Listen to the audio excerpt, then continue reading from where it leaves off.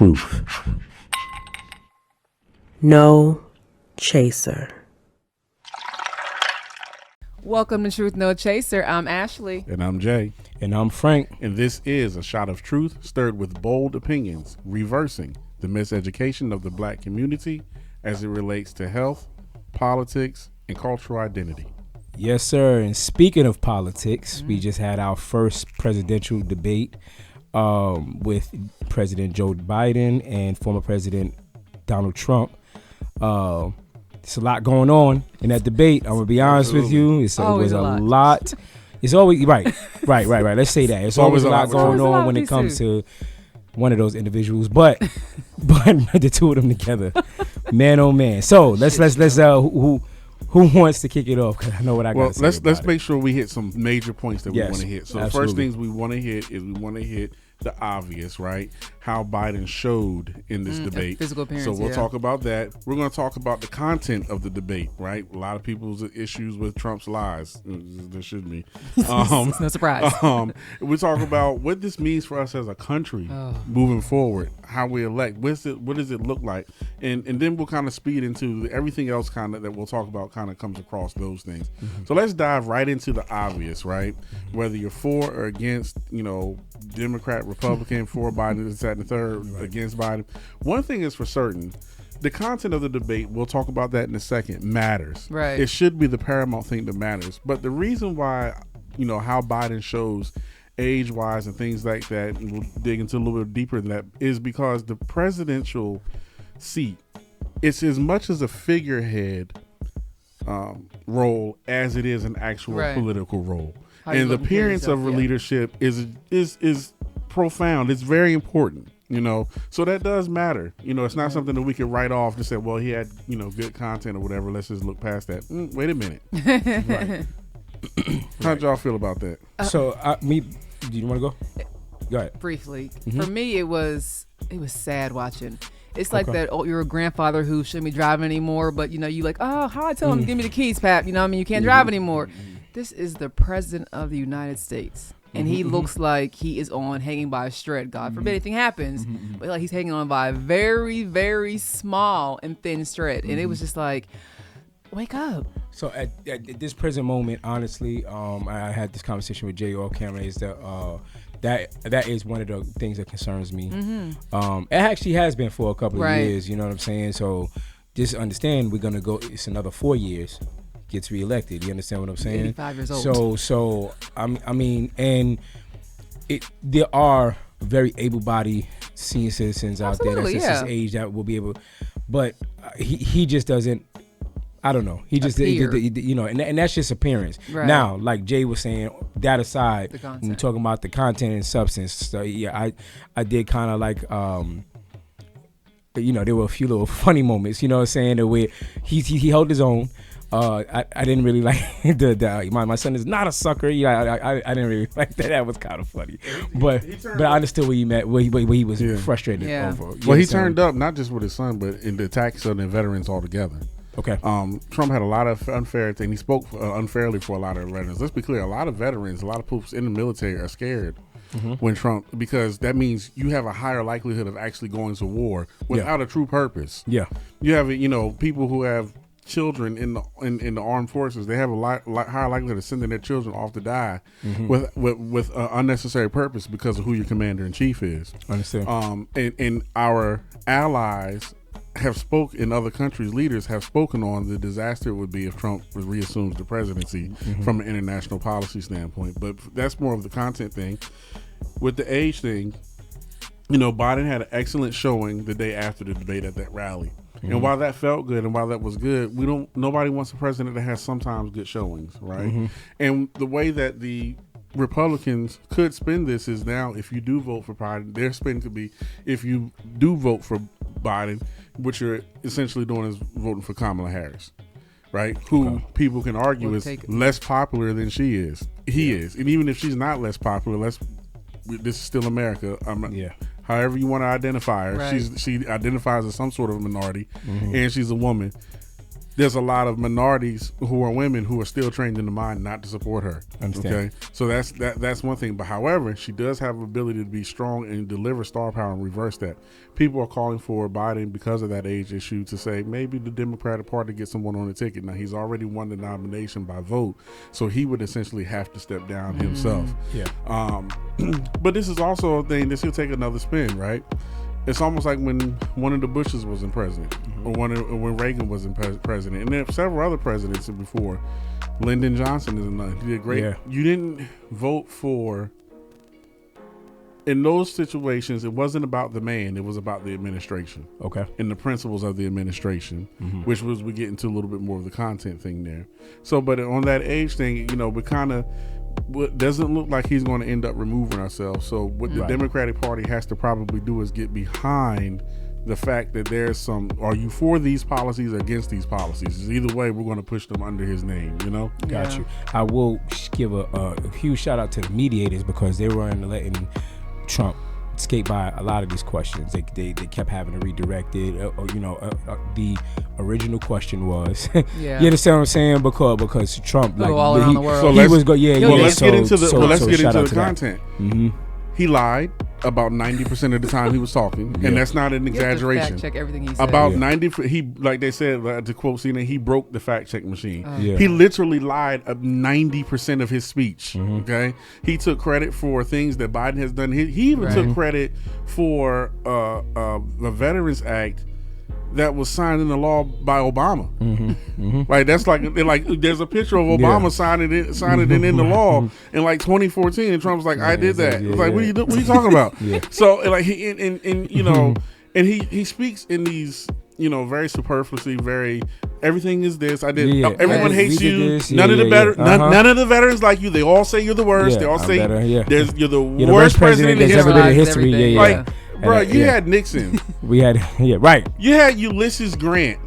Well, these were horrible presidents. Yeah, like we had presidents that were alcoholics and we had Warren G. Harding that was or Woodrow Wilson. One of them had a gambling a problem and gambled away like the whole White House China. You got James Garfield who got shot and killed because he was basically running the presidency like a mobster. Like, how do you get down that this guy's the worst in history? That's who he's going against. That's why. That's who he's going against right now. And the country is the best it's ever been under my administration. And this another. He doubled down on not sleeping with a porn star. Right. After we all listened to 7 hours of testimony from a person that you sued and won because they violated your NDA for sleeping with them. So why is your NDA for sleeping with them? What am I signing? Another thing that was it didn't even come from the actual debate. One of the shockers for me, I actually got a chance to watch the countdown before the actual debate. That was and good. That countdown was good. The countdown was actually good because they got the everyday person to speak on how they feel about presidency, and the large majority of those people that spoke, and they were interviews from all over, middle, America, West, East, North, South, and a lot of the large perception was at this point, I'm just voting to not be a part of the problem, right? But I'm not confident in either one of them. Either can. I'm surprised you usually don't get that on those countdowns. You get a lot of glazing. You understand what I'm saying, on both ends and stuff. You literally had transparent opinions of people of the everyday people. Though. Yeah, of the everyday people saying like, "Hey, I'm just here to get fine." So when somebody's basically saying, and this is a lot of times when people say we need to get rid of the 2-party system, they're saying it for their own benefit, but this is an example of the disaster of the 2-party system, because you get presented with options that you are forced to be presented with. Now, let's be clear about one of those. Our issue with Biden is his age, not his policies of his administration. And I like what Van Jones said. He said, "Let's be serious. We have one candidate who perhaps may not should be president. We have another candidate who cannot be president." Okay, good. Okay. He dodged 2 very important questions. First question he dodged was when they asked him, what are you going to do about this mass deportation thing that you're talking about doing when you get in office? He took that and went immediately on a rebuttal of something else that Biden was saying about inflation. I do want to address the inflation thing. Quick thing of time. Inflation happens naturally. Nobody causes it or doesn't cause it. It's how you manage Somehow it. that's number one on the list in terms of priority. Inflation, and let's be clear, inflation was natural because of the way we came out of the pandemic. Everybody was locked away, not spending money. When everybody comes back outside to spend money, there's more money in circulation. Inflation is going to happen. It was made worse. This is not a matter of opinion. As a matter of fact, it was made worse by Trump's policies because of such a huge tax cut to both top Americans and corporately. That kept billions of dollars or more in cycle. Inflation is when the economy expands because there's more money in cycle, and then in recession is when it shrinks. Okay, a recession is when it shrinks too much or for too long. A depression is when it shrinks way too long and way too low. Inflation is when it expands for too long. We're having inflationary issues because there's too much money in cycle, and there's more money in cycle than it should be because of Trump's tax cuts. You can't cut the interest rates, because if you cut the interest rates, that puts more money in cycle, which makes the problem more huge. Trump introduced policies that would cause inflation with no policies that would back us out.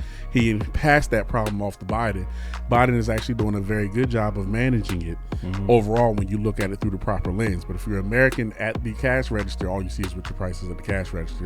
And then finally, the other topic that Trump completely dodged, he said the war in Ukraine.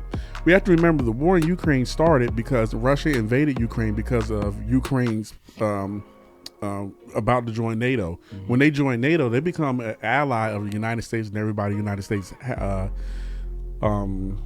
is allied with. They become a part of a treaty where they have to defend. Like you bother them, and you bother them for trade purposes, then we have to come after you. That was why Putin openly said, I am not going to rest against my campaign against Ukraine as long as they keep their bid for joining NATO stays open. So they asked Trump, what are you going to do about that? Because Putin's his man's. He never addressed it. That's an issue. Yeah. That's an issue, especially if you're sitting there saying somebody else, the armed forces don't like somebody else. We're going to war when you gonna. What's up with that? Right. So unfortunately for people like you and I, Ashley, right, where our issues and concerns are mostly domestic. Right. You understand what I'm saying? What's going on in my backyard? Now I know a lot of that has to do with, our local officials, elections, right? Those elections, but I just looking at like the world. So again, going back to this countdown, when they discussed the list of priority, how they were going to prioritize the questions. And inflation was first, immigration, and this border was second. Still, you had education and war, and you had gun violence, crime and gun violence like low. You know what I'm saying? And I was like, you know what I'm saying? Like, not in our world. Right, absolutely. It just goes to show you, like, the different playing fields. But we can talk about this forever, So we just wanted to give our little recap. Obviously, you can go on when you see this on our YouTube channel, you can give I know a couple people probably going to curse Jay out, of course. But we used to it. We built for it. So, I mean, at the end of the day, like you said on the countdown, just vote. I mean, where the other party it is you go for, you have to still vote. Absolutely. You can't complain and not be a part of it. And not be, we didn't attack. One thing we left out was the fact that Trump, the abortion issue. That was major. I thought you meant black jobs. Roe v. Wade was like underneath. That was major because there were some major mistruths that Trump spewed about that. People killing babies after they born. It was wild.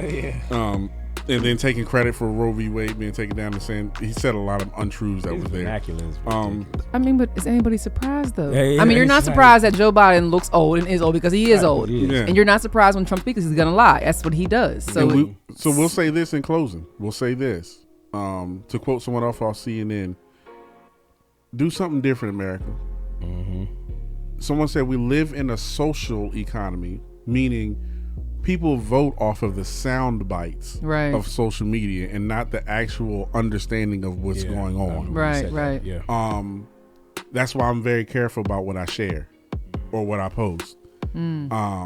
Because it's out there and somebody's attaching themselves and leading their vote the same way. That's how Trump Not to say who you should be for or against, but that's how Trump got elected in the first place. We were all sharing stuff that was funny and so ridiculous. It's ridiculous. I'm just gonna share. Well, then What happened?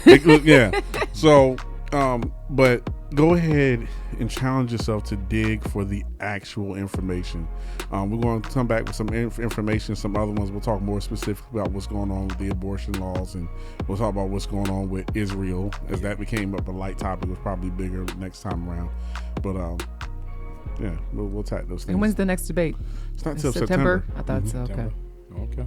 But between now and then, we'll make sure we definitely bring some more topics. Yeah, some Absolutely. more discussions. Absolutely. Because this is important. It is important, y'all. Whether you like it or not, this is what we have right now. That's what's up. All right, so go ahead, go close this out.